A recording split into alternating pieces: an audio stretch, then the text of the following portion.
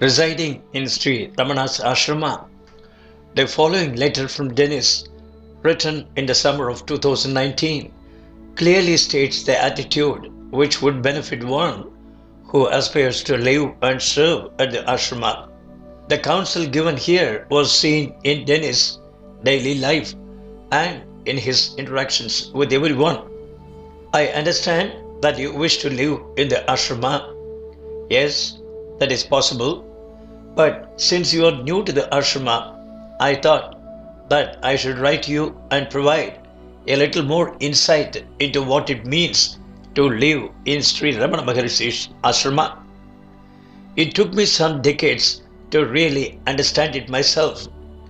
First of all, I consider it a privilege to have had the independence and freedom to pursue an ideal that requires full dedication and devotion, and to find a place and a guru who fully embodies the ideal can only materialize by his grace. I believe Sri Ramana Maharshi's Ashrama is best suited to those who intensely yearn to realize their true nature, the one eternal self, and that yearning is best nourished by a disciplined life dedicated to that one ideal. That is why I consider the daily meditations and chanting in the shrine to be the prime activity of ashrama life.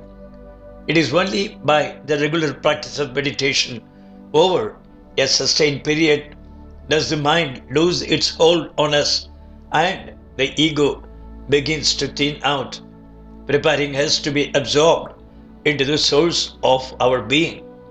So, therefore, I consider it to be the main work done by the ashrama residents, that is, the steady practice of meditation at fixed times, at other times too, until it becomes natural.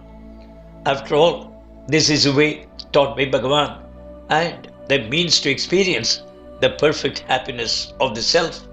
The next duty of an ashramite is to serve the devotees and guests. Many of us have had a personal awakening by the grace of Sri Ramana Maharshi and accept him as our guru. Though he is not now embodied, he always said he was not the body during his lifetime and that his influence, grace, and guidance will continue with or without a physical body.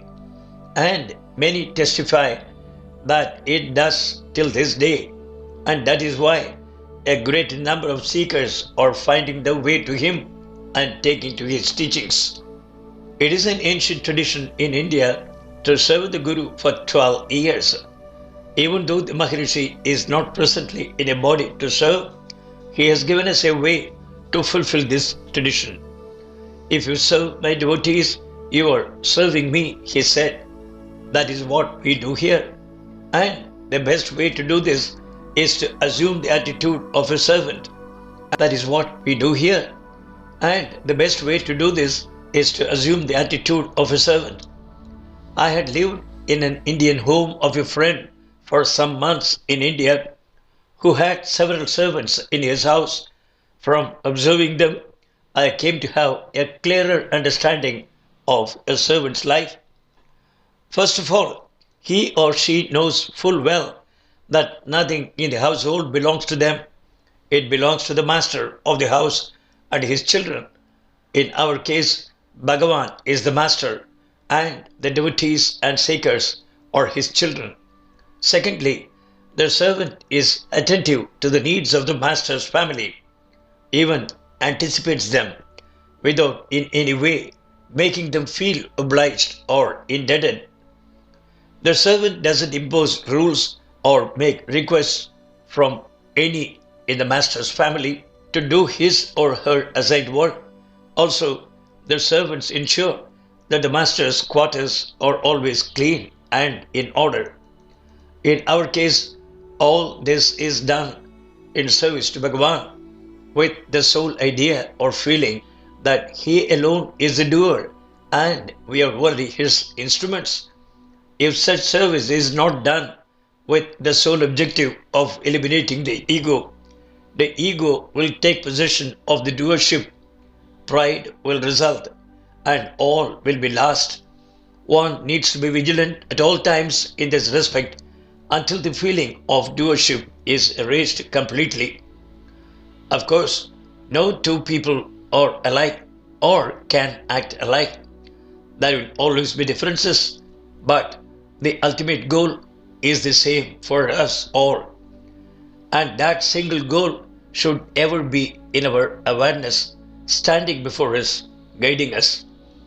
A mother superior of a convent once told a young nun, "My child, if you want to be holy and always happy, remember this: never let anyone know who pleases or displeases you, whom you find agreeable or disagreeable, what you like or dislike."